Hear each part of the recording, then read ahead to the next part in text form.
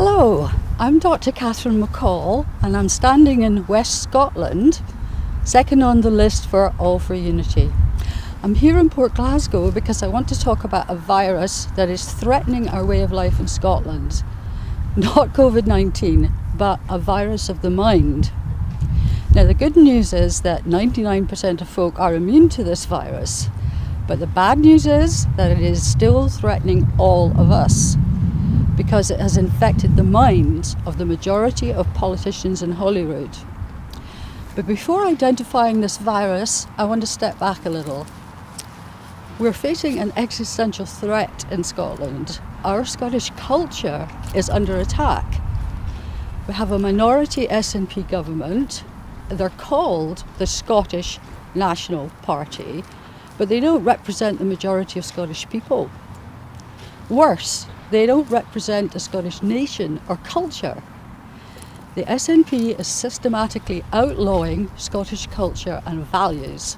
Values like family, free speech and debate, the importance of facts and truth.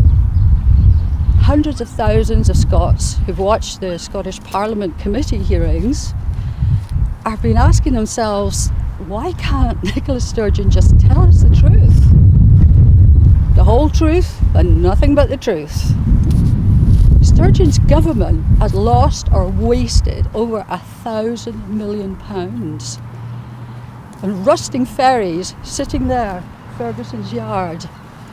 230 million on bad loans, 135 million on a hospital which can't open, 520 million on BIFAB, 52 million. On the smelting plant in Lochaber, £360 million it's going to cost. And that's just part of what we know about that's been in the papers. Remember when the SNP demanded Wendy Alexander's resignation for a mistake over £950? But Sturgeon refuses to resign. She clings on to power no matter what, using evasion, using the Crown Office and police as weapons, hiding documents, redacting documents she can't hide. The list goes on. Now, none of this is news, but I want to talk about why this is happening. Because it isn't just Sturgeon alone, and it isn't even the SNP alone. The attack on Scottish culture is aided by the so-called Greens, whose main focus appears to be trans rights. And there is no robust opposition. Politicians of all parties have given the ground up to what I would call anti-Scottish values. The Liberal Democrats and Labour, as well as the Greens and SNP, voted for the hate crime bill. That bill Jim Sillars called one of the most pernicious and dangerous pieces of legislation ever produced by any government in modern times in any part of the United Kingdom. This bill will destroy free speech in Scotland, and more on that in a minute. But it doesn't just destroy free speech. It brings into law the concept that people are not equal under the law, that some people are special. So why do the SNP, Labour, the Liberal Democrats and the Greens all, by their actions, attack the fundamental premise that everyone is equal under the law? Because what we're seeing in Scotland are politicians whose minds have been captured by a pernicious anti-human philosophy called postmodernism. It has infected their minds like a virus. This philosophy denies that there is objective reality. It denies there's any such thing as truth. Just think about that. It holds that reason and logic are simply tools used to oppress. It holds that the only reality is power, and that everything is a tool for power.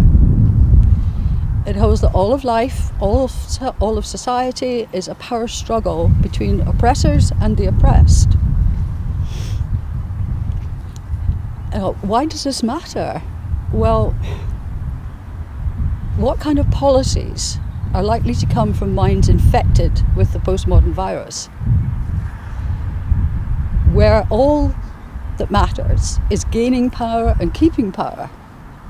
It is the perfect philosophy for producing fascist policies, where there's no such thing as truth and all that matters is power.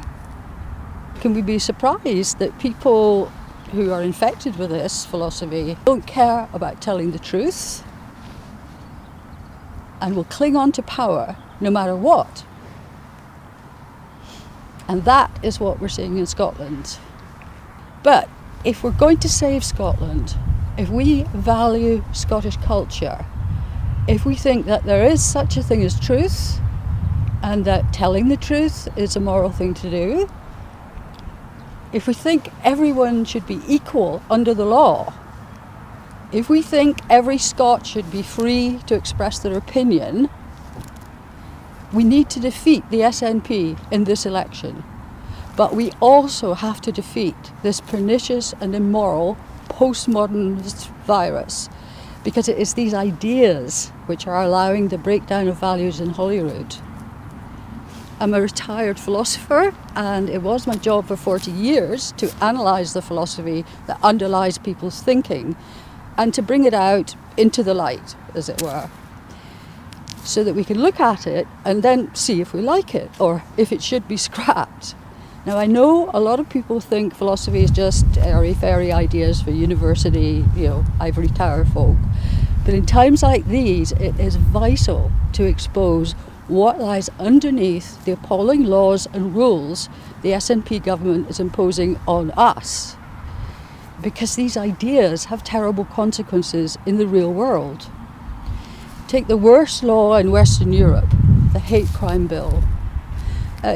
Just imagine there was a wee granny from Port Glasgow here. Her man worked in the shipyards and they had a good wages. Then the shipyards went and there's no work for her man. So she started to work in 2 cleaning jobs to support the family. Without his job and his trade, her man fell into depression. She's been too busy most of her life paying rent, feeding the family, to bother with politics. Now she's worn out. Kids are grown and gone. Her man died, broken by unemployment and despair. But she still has her friends and she meets them in the town on a Saturday. This day they're talking about what they're all doing in the evening. And she uses a word that she always used to say she's getting in a Chinese takeaway. I won't use the word here, but it rhymes with inky. Someone overhears her, and it's her bad luck that they're from a family her man had a big fight with. She's reported to the police. The police have to act under the hate crime bill, and they arrest her. Now, when it comes to court, maybe the charges are dropped, maybe some common sense comes into play. But by that time, she's been terrified, shamed in front of her neighbours, traumatised. Her health is broken. Her heart is broken. She is broken. And for what? She's led a blameless life. She's sacrificed herself for others. Now, she should be enjoying some more gentle time in her old age. But because of the oppression Olympics forced upon Scotland by the hate crime bill, her life is ruined. This hypothetical example could be multiplied all over Scotland. Ordinary, innocent people will be criminalised and sacrificed on the altar of postmodern power politics, in which free speech is dead. And this is happening in the land of the Scottish Enlightenment that created the modern world and the freedoms of the Western world. Free speech is fundamental to living a fully human life. I want to talk more about why this is in my next video, but let me end by saying, if you want everyone to be equal under the law in Scotland, then please lend All for Unity your second vote in this election and send MSPs to Holyrood who will and can stop the corruption. financial and moral corruption. Thank you.